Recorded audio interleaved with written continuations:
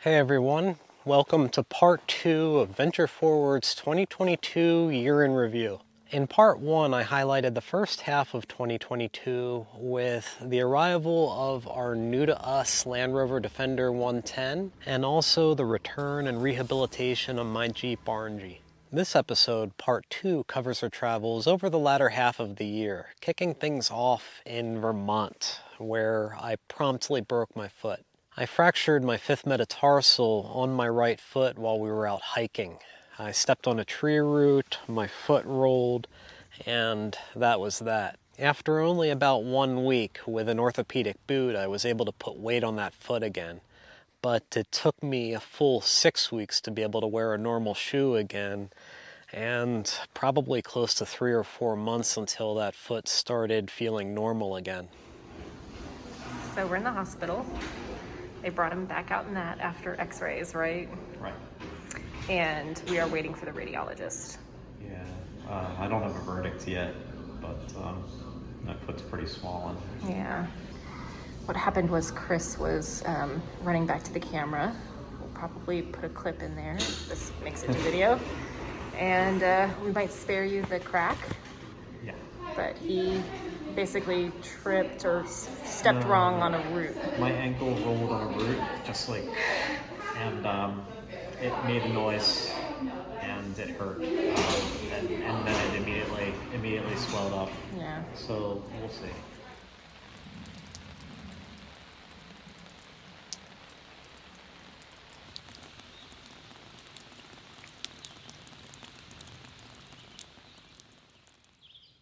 You know, breaking my foot was no fun at all. But on the plus side, I did get to spend a lot more time with my girlfriend Shannon. We spent a few solid weeks at Campfire's campground in Brattleboro, Vermont. Plus, we got ice cream a lot. After all, why not? We're adults and we should be able to have ice cream for dinner whenever we want.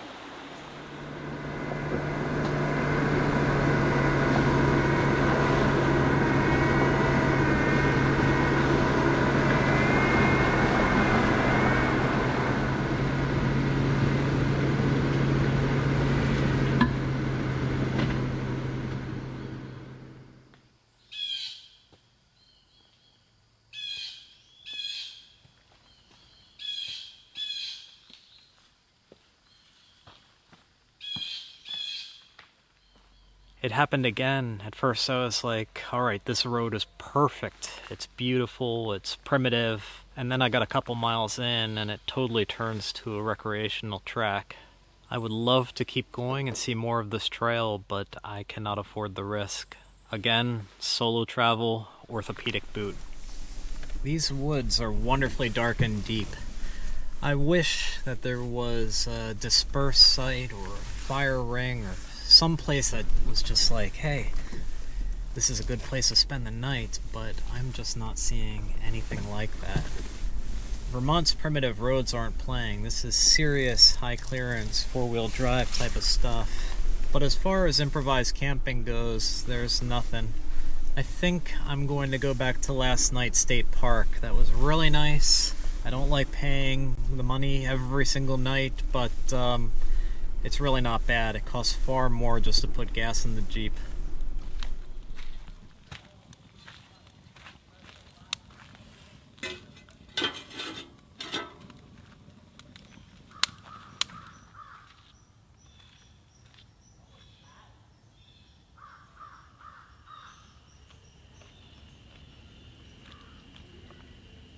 I was going to stop at the grocery store this morning for supplies, but then I saw that we had leftovers from the weekend, so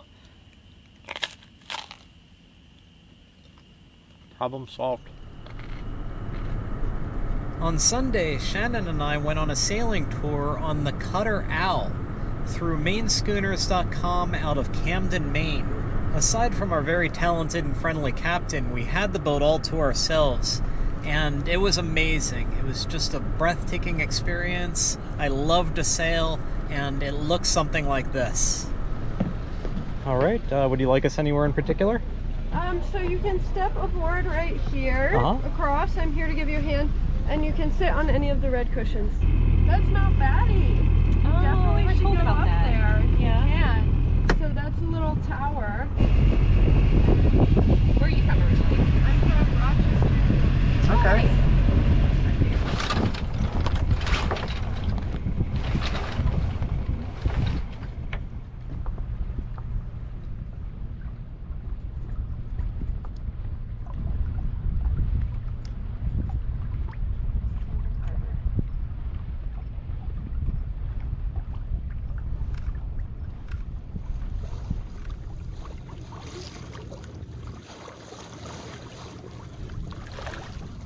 What do you think? It's lovely. And I just enjoy doing new things in general, so this is right up my alley. Yeah. What do you think? I do this once every blue moon. Every time that I'm aboard a sailboat, it's just like, yes, I can do this.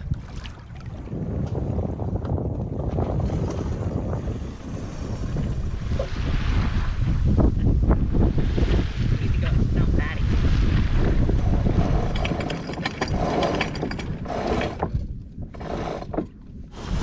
Let's get it up.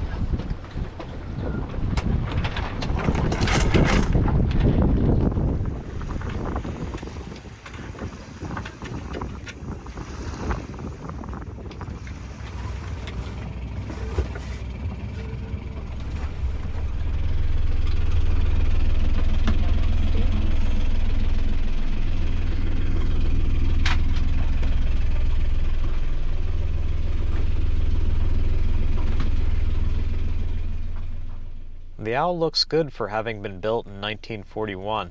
You can tell that a lot of work has been done over the years to maintain and modernize this vessel.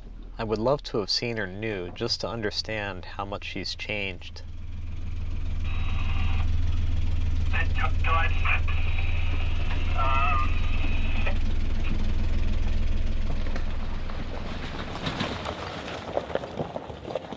As soon as my foot was healed enough, Shannon and I parted ways and I traveled solo in the Jeep far into northern Quebec, Canada. I made my way all the way up to the city of Chibougamau, surrounded by lakes and vast expanses of boreal forests.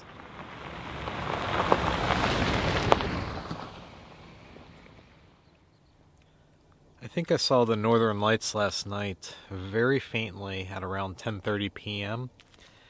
It was very dim, so I'm not going to check it off my bucket list, but I did have the GoPro running and mounted through the night taking a time-lapse video. So it'll show us if I missed anything through the night, but I don't know. I don't think there was anything.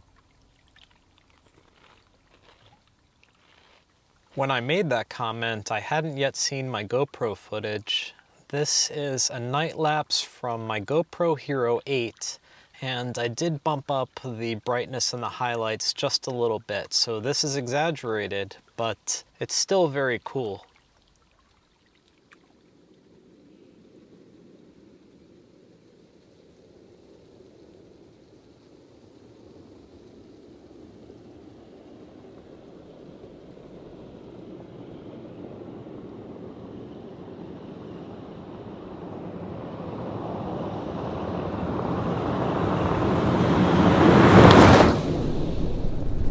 If you do travel to Quebec to explore the backcountry, set your expectations.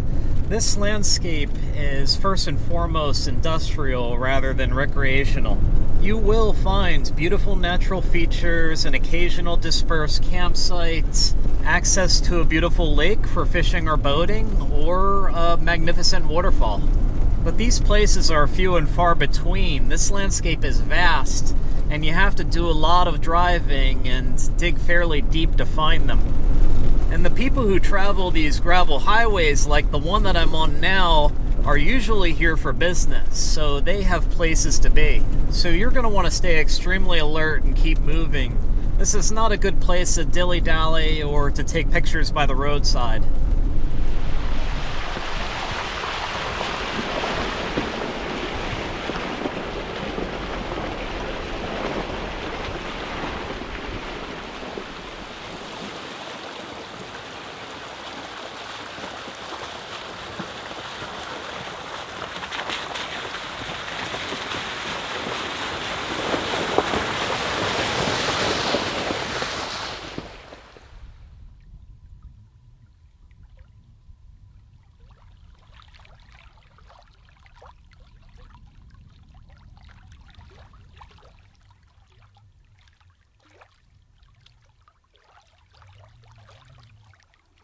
I made my way to Missinaibi Provincial Park in eastern Ontario, and this place is exquisite.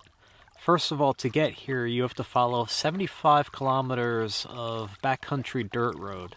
I got here after hours last night, and I was able to use the Wi-Fi, make a reservation online, and then go directly to my campsite. It worked out well because I was able to drive around and see what campsites I liked, and then I went back to the gatehouse and made my reservation.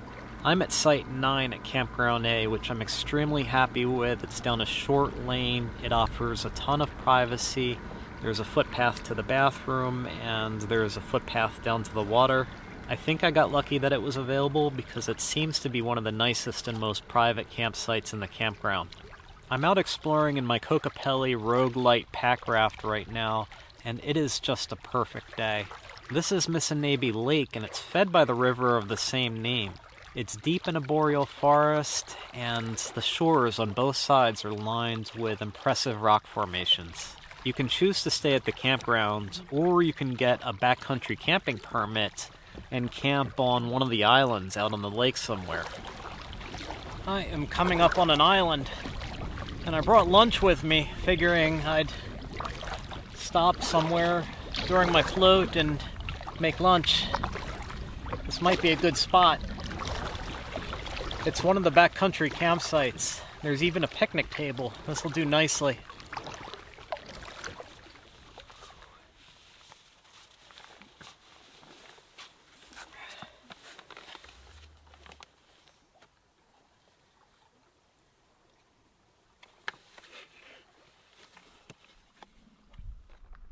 Yes, we are home.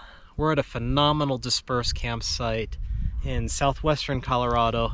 It was a little bit narrow and rocky, but we were able to get the van back here, and there's a clearing with a fire ring, plenty of room for multiple vehicles, good cell service, great view of the sky for Starlink, and it's just the perfect place to base camp this week.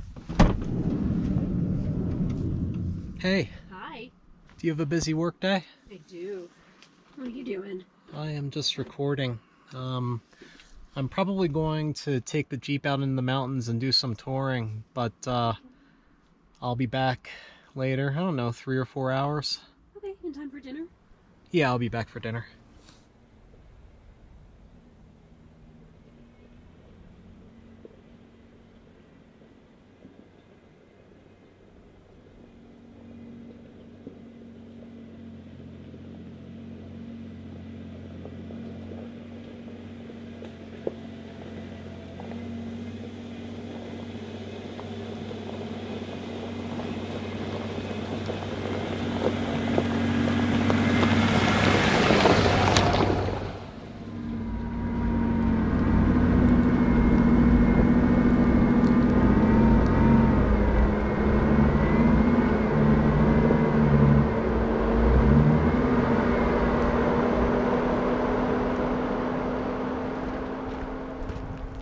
checked the weather forecast this morning, and as you might have guessed, clear skies and sunny all day.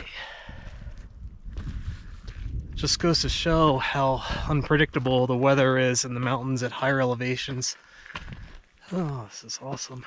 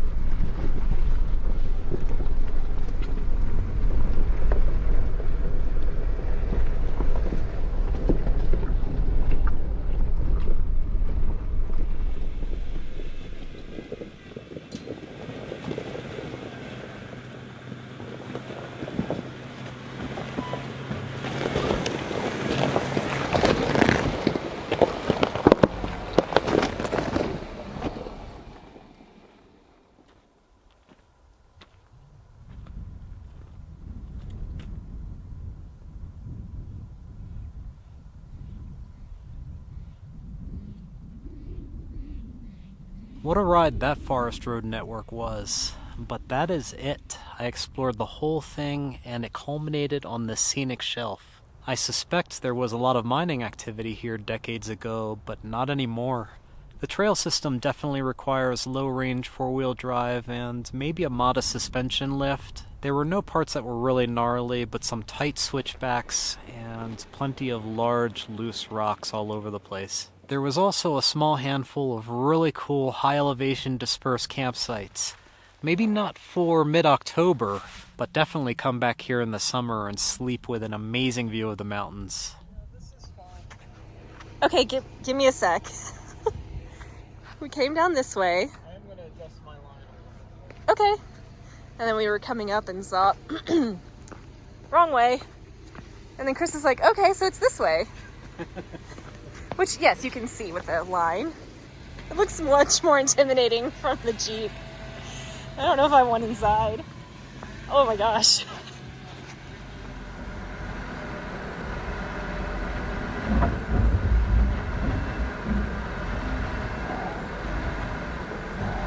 First gear, low range, descent control, and gravity helps the steering wheel do what it needs to do, so you can just enjoy your coffee. Okay. What a cool machine this is.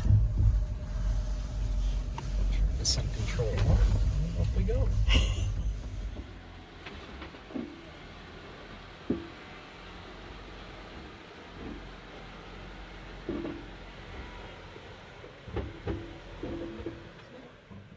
While Shannon already had tons of experience driving the Jeep in the backcountry with me, Fins and Things in Moab was the first time that she really ran a popular recreational four-wheel drive route. And her appreciation for the Jeep and its capabilities were contagious, and it was fun reliving that excitement through her. Look at that. I'm shaking a little bit, I just did that. It was so cool. Okay. We're off back to our regular scheduled program. What'd you think? You did great. Thanks. You did great.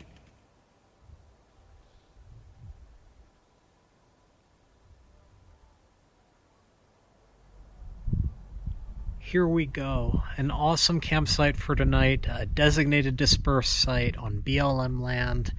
And I am right next to a massive wall of red rock.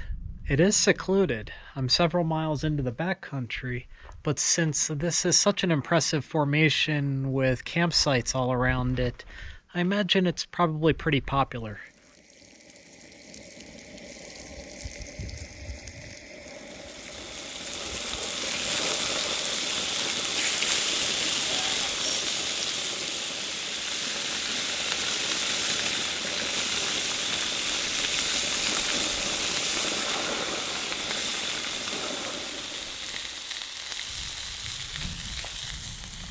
Put the cheese on soon enough, my bad.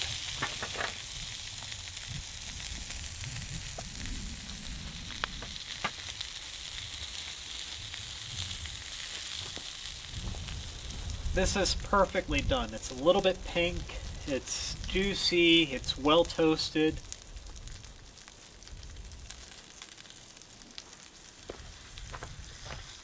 Check this out. How close can I get?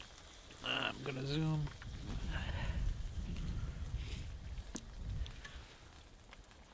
Look at that.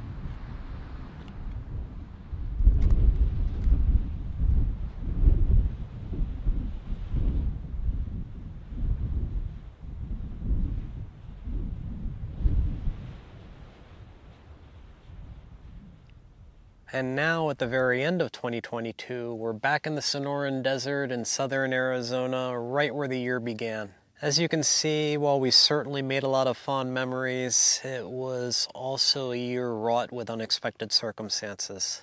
It was a good year and we have everything to be grateful for, but I still want to give it another shot and start anew, hit the ground running in 2023. Just a clean slate and a horizon full of opportunities. The first video of the new year is going to be released on YouTube on Saturday, January 14th and Friday, January 13th for Patreon subscribers. As always, thanks for watching. Have a safe and happy holiday season, and we'll see you again in the new year.